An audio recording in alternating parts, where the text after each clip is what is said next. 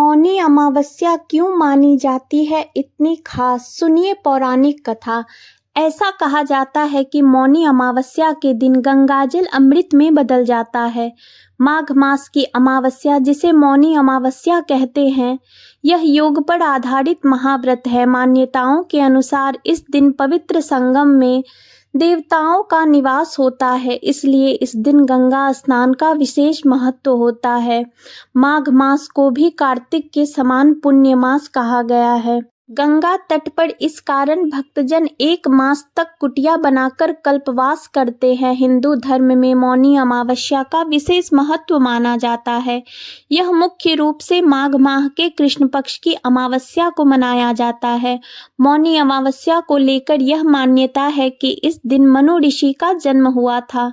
साथ ही यह भी माना जाता है कि इस दिन गंगा के जल में देवी देवताओं का वास होता है, इसलिए मौनी अमावस्या को गंगाजल में स्नान करना बहुत ही शुभ माना जाता है। इसमें भी मौनी अमावस्या बहुत ही पावन मानी गई है। मौनी अमावस्या पर स्नान और दान किया जाता है। मौनी अमावस्या पर मौन व्रत भी रखा जाता है। इस दिन साधु संत और अन्य लोग मौन व्रत भी रखते हैं। मौनी अमावस्या के दिन लोग मौन रहकर पूरा दिन बिताते हैं। शास्त्रों के अनुसार चंद्रमा को मन का देवता माना गया है और अमावस्या के समय चंद्रमा के दर्शन नहीं होते, जिसके चलते मनुष्य के मन की स्थिति बिगड़ने लगती है।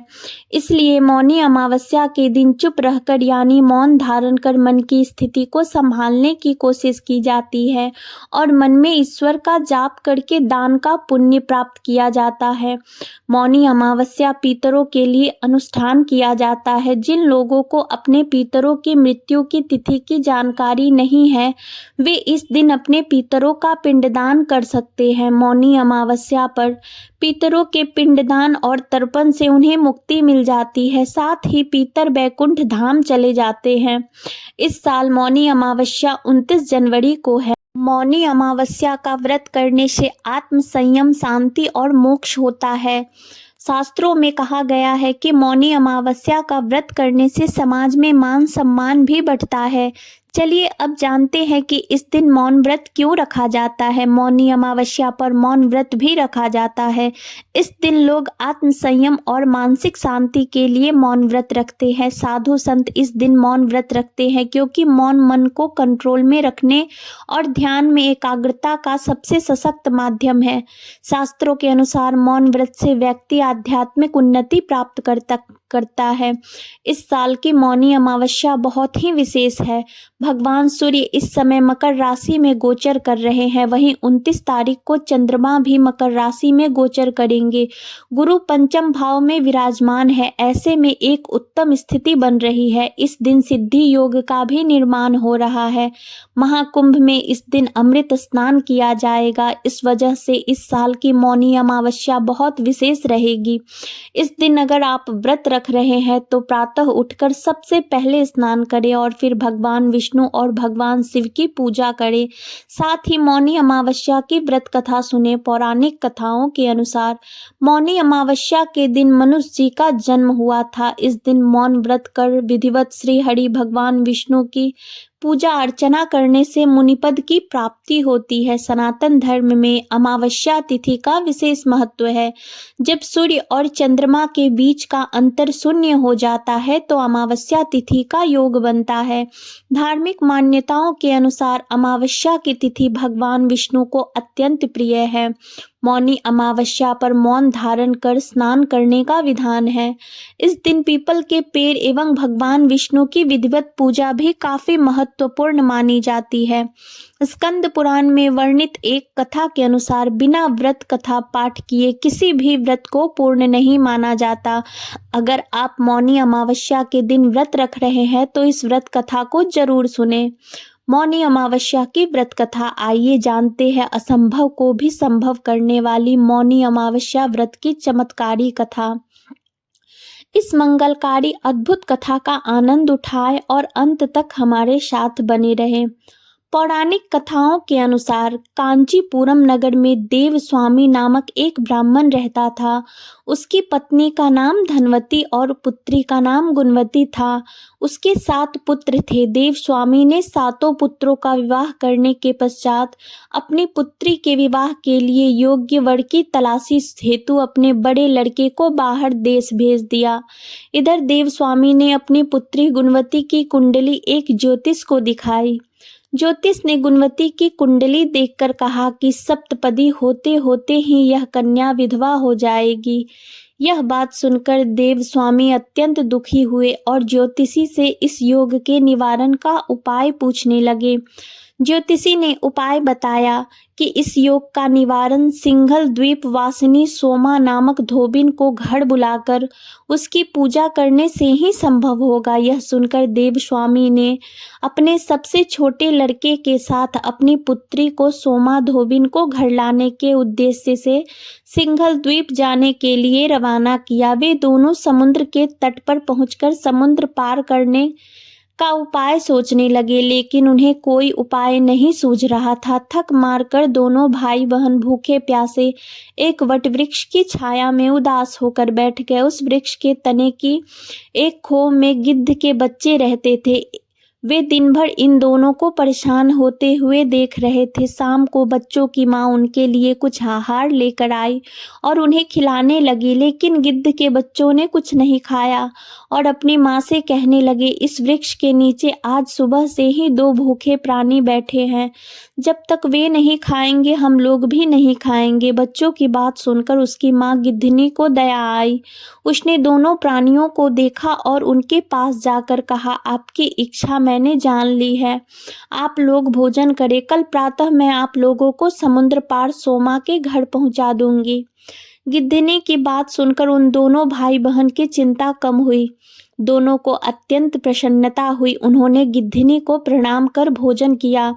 प्रातः होते होते गिद्धनी ने उन्हें सोमा के घर पहुंचा दिया। वे दोनों पास के ही जंगल में झोपड़ी बनाकर रहने लगे। उन्होंने अपनी सेवा से सोमा को प्रसन्न करने का निश्चय किया। वे प्रतिदिन सुबह अंधेरे में उठकर सोमा का घर झाड़ कर लीप देते थे। सोमा को हर रोज इतने ढंग से अपना घर लिपाने की बात पता चली तो उसने अपनी बहू से इस बारे में पूछा। उसकी बहू ने बताया कि हम लोगों के अलावा और कौन यह काम करने हमारे घर में आएगा, परंतु सोमा को बहू की इस बात पर विश्वास नहीं हुआ और उसने एक दिन सारी रात जागकर घर की सफाई का सारा रहस्य जान लिया। यह जानकर उसे बड़ा दुख हुआ कि उसके घर की सफाई एक ब्राह्मण कन्या और उसका भाई करता है।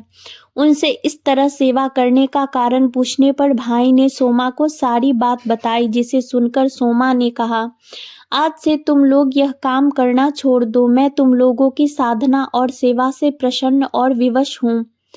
अब बिना तुम्हारी मदद किए मुझे विश्राम नहीं मिल सकता। सोमा उनके आग्रह पर दोनों के साथ घर जाने को तैयार हो गई। प्रस्थान करते समय उसने अपनी बहुओं से कहा कि यदि मेरी अनुपस्थिति में किसी की मृत्यु हो जाए तो उसके शरीर को नष्ट ना करना। क्षण भर बाद दोनों अतिथियों के साथ वह कांचीपुरम पहुंची। गुणवती का विवाह संपन्न हुआ और सप्तपदी होते होते उसके पति की मृत्यु हो गई। सोमा ने अपने संचित पुण्य का फल गुणवती को दान कर उसके पति को जीवित कर दिया और उन्हें आशीर्वाद देकर वह सिंघल द्वीप के लिए रवाना हो गई। संचित पुण्य छीन होने से सोमा के पुत्र, दामाद और पति की घर में मृत्यु हो गई। यह जानकर नया पुण्य संचित करने के उद्देश्य से वह रास्ते में एक जगह रुकी। नदी के तीर पर स्थित एक पीपल के वृक्ष की छाया में भगवान विष्णु का पूजन किया और पीपल के वृक्ष की 108 बार परिक्रमा की। इतना करना था कि सोमा के पुत्र, दामाद और पति जीवित हो गए और उसका घर धन धान्य से भर गया। इस प्रकार निष्काम भाव से सेवा करने का उत्तम फल सोमा को प्राप्त हुआ। अतः सभी को इस कथा से शिक्षा लेनी चाहिए और यही इस व्रत का लक्ष्य भी है। हम प्रार्थना करते हैं कि श्री विष्णु जी ने जैसे गुणवती और सोमा का कल्याण किया वैसे ही आप सभी का कल्याण हो। मौनी अमावस्या के दिन मौन व्रत रखकर मनवाणी और कर्म से पवित्रता बनाए रखना शुभ माना जाता है। इस पौराणिक कथा के अनुसार मौन व्रत रखने से व्यक्ति अपने पापों से मुक्त होकर मोक्ष की ओर अग्रसर होता है। इस दिन गंगा स्नान और दान का विशेष महत्व है। अब आइए सुनते हैं संगम में स्नान करने का महत्व। संगम में स्नान करने के संदर्भ में एक अन्य कथा का भी उल्लेख आता है। वह है सागर मंथन की कथा। पौराणिक कथा के अनुसार जब सागर मंथन से भगवान धन्वंतरी अमृत कलश लेकर प्रकट हुए, उस समय देवताओं एवं असुरों में अमृत कलश के लिए खींचातानी हो गई। इससे अमृत की कुछ बूंदें छलककर प्रयागराज, हरिद्वार, नासिक और उज्जैन में जा गिरी। यही कारण है कि यहाँ की नदियों में स्नान करने पर अमृत स्नान का पुण्य प्राप्त होता है। यह तिथि अगर सोमवार के दिन पड़ती है तब इसका महत्व कई गुना बढ़ जाता है। अगर सोमवार हो और साथ ही महाकुंभ लगा हो तब इसका महत्व अनंत गुना हो जाता है।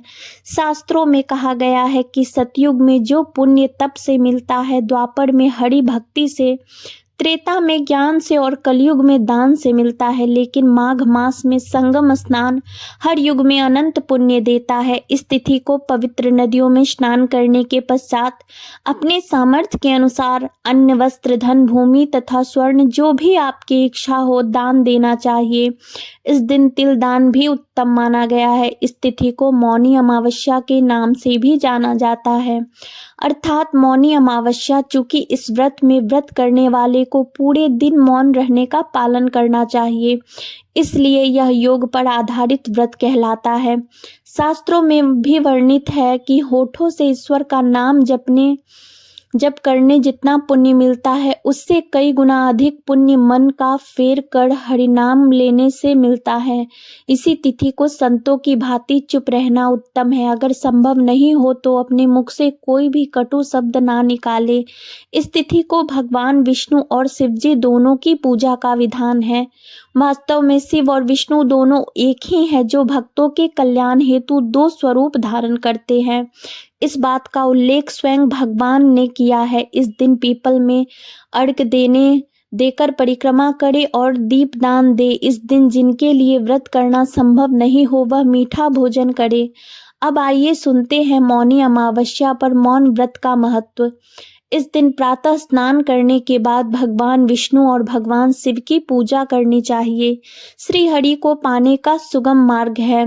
माघ मास में सूर्योदय से पूर्व किया गया स्नान, इसमें भी मौनी अमावस्या को किया गया स्नान अद्भुत पुण्य प्रदान करता है। मौनी अमावस्या पर मौन रहकर व्रत किया जाता है। मान्यताओं के अनुसार इस दिन पवित्र संगम में देवताओं का वास होता है, इसलिए इस दिन गंगा स्नान का विशेष महत्व है। इस मास को भी कार्तिक के समान पुण्य मास कहा गया है। गंगा तट पर इस कारण भक्तजन एक मास तक कुटिया बनाकर गंगा सेवन करते हैं। मौनी अमावस्या पर मौन खक प्रयागराज त्रिवेणी संगम में डक्की अथवा काशी में दशवश मेघ घाट पर गंगा स्नान का विशेष महत्व है। सनातन धर्म में विक्रम संवत के बाहर मासों में 3 माह यानी माघ, कार्तिक और वैशाख पुण्य संचय के लिहाज से महापाप माने गए हैं। इस दिन व्यक्ति विशेष को मौन व्रत रखने का भी विधान रहा है। इस व्रत का अर्थ है व्यक्ति को अपनी इंद्रियों को अपने वश में रखना चाहिए।